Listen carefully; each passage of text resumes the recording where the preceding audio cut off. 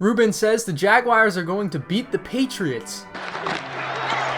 Fake it to White. Looking around. Has time. Throws it. Did he get the feet down? What an effort. Touchdown, Amendola. Well, that comment didn't age well. Hello everybody, my name is Ryan or MandRproductions, and welcome to Ask MandRproductions episode 22, the series where I answer your questions submitted in the comments section below. So if you guys have a question for next week's Ask MandRproductions that isn't answered this week, leave in the comments section below. If you enjoyed the video, of course hit that like button, and if you're new to the channel, of course subscribe to us more of my future Ask MandRproductions and other LEGO videos. So without further ado, let's go ahead and get started with the first question. Warriors TV says, WTF are the AT-ATs doing in the background? I don't see them doing it. They're just kind of standing there. I don't know what you're talking about. I don't know why you asked. Like, they look just fine to me. You got the motorized one in the foreground and the 8129 version in the background, so it looks like the AT-ATs are doing all right. The next question comes from Menno Smith, and he says, what is your favorite non-Star Wars LEGO theme? Some of my favorite non-Star Wars LEGO themes are Aqua Raiders, Power Miners, Atlantis, some of the themes that I kind of liked back in the late 2000s. Other than that, the ones that are out right now that I kind of like are City. Like, I like looking at the City sets on the shelves, and I also low-key like the LEGO Friends sets. I think they have a lot of great designs with those sets. Next question from Jonathan, he says, I noticed you have multiple of some sets. What is the most of one set that you have? The most of one set that I have is the 7913 Clone Trooper Battle Pack from 2011. I think I have like 30 something of those. If you go and watch my collection video, you can see them all, but I have a lot of those. I bought the most of those by far. I think the second most of one set that I have is the 8014 Clone Walker Battle Pack, and I only have like 20 of those, so that gives you an idea. I bought 1.5 times more of this set than I did of the second most set that I own. Jacob's Lego Factory says, MandRproductions, do you like the Lego Ninjago sets? I really like the Lego Ninjago movie sets. I thought they brought a unique style to the LEGO world. However, the actual Ninjago sets are a little bit more not my thing. I understand they might be your thing, they might be other people's thing, but I just don't really like the style of the actual Ninjago sets. Again, the Ninjago movie sets were great. I liked those a lot. The actual Ninjago sets, not so much for me. Millennium Eagle says, do you know why LEGO sets sometimes have random bright colors on the framework that you can't see but it's there? I actually do know the answer to this, and it has to do with making it very easy for you to build it. To give you the best example, I actually have to behead my R2-D2, unfortunately, so just pull it right off. And here you can see on the inside they've got yellow, green, all types of different colors that obviously probably aren't on the inside of R2-D2, however they're here. And the reasoning behind this is so that it's easier for you to build. It's easier for you to see the difference between the colors and where the pieces go and everything. That's the reason why. I think you'll also see it somewhat on the inside of the head, not quite as prevalent, but you can see like red there. It's just to make it a little bit easier for you to build. It's to basically improve the building experience so that you're not straining to see like where that 1x4 plate goes. Like, it's so you can easily pick out where the pieces are supposed to go. And we'll pop his head right back on and send him back on his merry way. The next question comes from Fred Hunter, and he says, would you like to see a remake of KYLO REN'S Command Shuttle in 3 to 5 years from now? Honestly, I would like to see it with the release of episode 9. I think LEGO should definitely do a remake of the set, seeing as they did it a huge injustice the first time around by getting the coloring completely wrong. And obviously, I don't blame them completely. Obviously, Disney or Star Wars is somewhat to blame by giving them bad reference material. However, I think LEGO should definitely do it justice and bring it out in its full black glory. I think it would look awesome in all black. I think Jangbricks made a black model, and it looks really great. I love how menacing it looks. It would go so much better with KYLO REN's TIE Fighter if they had it in all black. So hopefully LEGO will bring this out, maybe a slightly updated design, obviously, that lets the wings fold out, and maybe a better looking cockpit. Who knows? They could do a lot with the set to kind of upgrade it in little ways, and hopefully they keep that $120 price point. I really don't want to see a price hike on this one. Brickflix TV says, if it weren't for LEGO, what type of YouTube channel would you have, or what type of toy would you buy? I probably wouldn't be buying any toys if it weren't for LEGO. I think LEGO is a toy that really bridges the gap between all ages, and there really isn't anything else that does. Maybe I'd be buying Mega Bloks, yeah. But what type of YouTube channel would I have? If I made any YouTube videos, it would probably be Call of Duty YouTube videos. I don't know what else I would make. I mean, I originally started making like little skit videos, so who knows, maybe I'd still be making those, but I highly doubt it. The only other thing I could think of is Airsoft, because I absolutely love playing Airsoft, so maybe I would have gotten into that more. Mr. Craze says, would you want a Ugandan Knuckles battle pack? LEGO does own the license to Sonic. So you're telling me there's a chance? Yeah! Sula says, have you ever had a pet that liked or likes to knock down your Lego sets? I only ask because my cat's favorite game is playing Godzilla on my Star Wars flight. That is hilarious, and I'm also really sorry. No, I don't have any pets. The only pets I've ever had were like fish, and obviously fish aren't coming in here knocking my stuff down. The only real danger to get my stuff knocked down is like when family friends and like little kids come in my room, and then they're like, oh my god, Legos, and they just knock them down, you know, whatever. Yeah, that's alright, but like, I don't have any pets. I've never really had any pets, and I don't really want any pets. That's just how I am. Nunix wants to know, how do you fix peeling stickers on Lego? As far as I know, you really can't. I have done one thing to try and combat this, but the only thing you can really do is peel them off and buy the new ones on eBay, or get like, you know, reprints. People make reprints on eBay. You can get them pretty cheap for like $4 for the sticker sheet from an old set. Even though it's not the real sticker sheet, that's fine. I think it's okay to like buy a remade sticker sheet because Lego doesn't produce them. The one set I could probably use to get some new stickers on is the Naboo Starfighter. The only thing I can think to actually not make the stickers peel off is put tape on it, and that's what I've done for now, but obviously that doesn't look very good. So in the future I am going to get like a fake sticker sheet on eBay. It's like $5 and it's so worth it. You can see this one on the side is peeling off too, and like I keep pushing it back down but it keeps coming up. So you can buy like used, or not used, but like reprint sticker sheets on eBay. Our next question comes from Sith Legend 36, and he says, do you think Lando will return in episode 9? I probably think it's not going to happen. I don't think it's going to happen. I think it would be too far-fetched for Lando to just appear out of the blue and be like,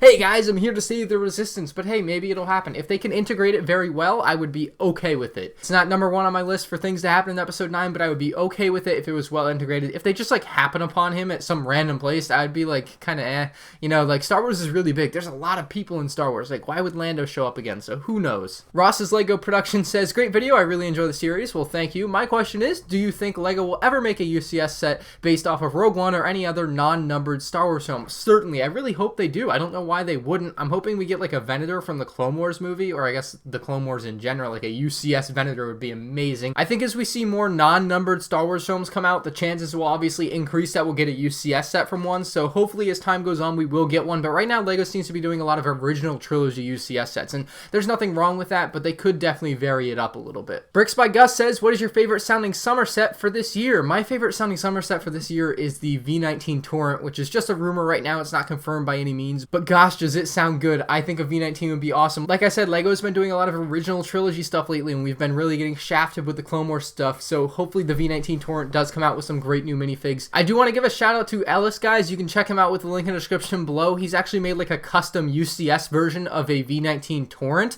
and I did show this in my 2018 sets video, and this is kind of what I'm hoping the actual 2018 summer set would look like. Something along this lines, maybe a little bit scaled down. He has done an amazing job, guys, and I didn't give him enough credit in the original video because I didn't have like the original source for this, so definitely go check him out on Eurobricks. His name is Ellis. And this week's comment of the week comes from LegoBro34. This one made me laugh so hard when I read it. He said, did you know that after more than 100 years, the pool on the Titanic is still full of water? I think I've seen that one before, like maybe years ago, but it was such a random comment to me as I was reading through it. Just made me laugh so hard. So thank you for your comment, bro. Slappy Guy says, favorite YouTuber that's not Lego, Star Wars, COD, or iDubbbz related? Oh man, you really crossed out all the big ones there. My favorite YouTuber not Lego, Star Wars, COD, or iDubbbz related, I would probably go with Woody's Gamertag, and yes, he used to do Call of Duty videos, but now the main reason I like him is for their podcast called PKA, Painkiller Already, and they don't really talk about Call of Duty on there, so I think I can say that that's why he's my favorite, I guess.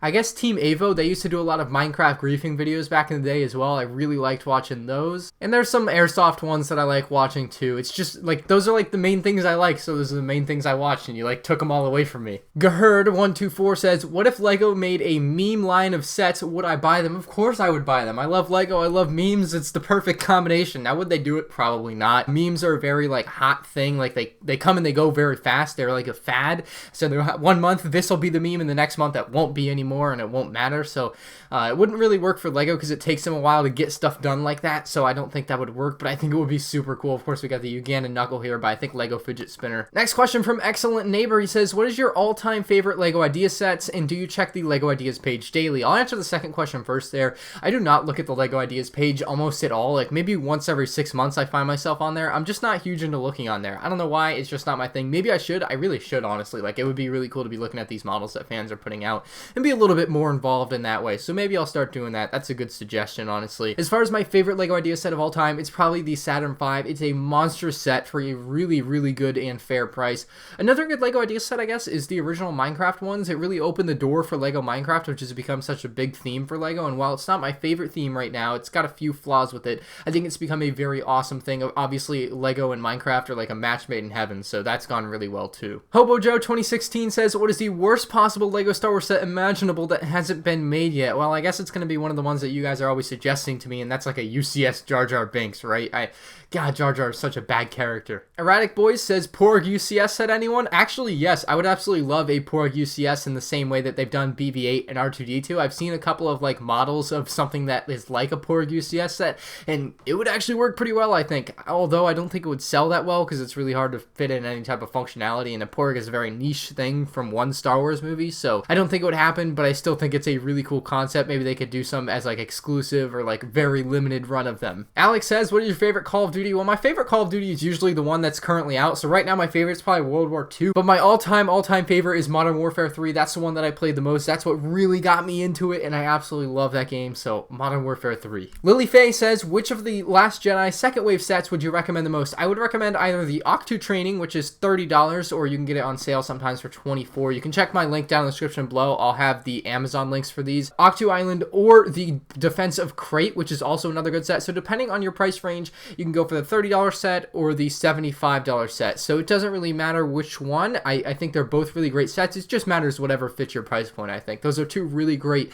Star Wars Last Jedi sets from this newest Last Jedi wave, though. Kickuscraft says, why did LEGO stop making old Star Wars sets? I tried to buy some, but they are no longer available. Well, LEGO does eventually retire every set they make. They can't be producing everything always, so they have to retire some sets, unfortunately.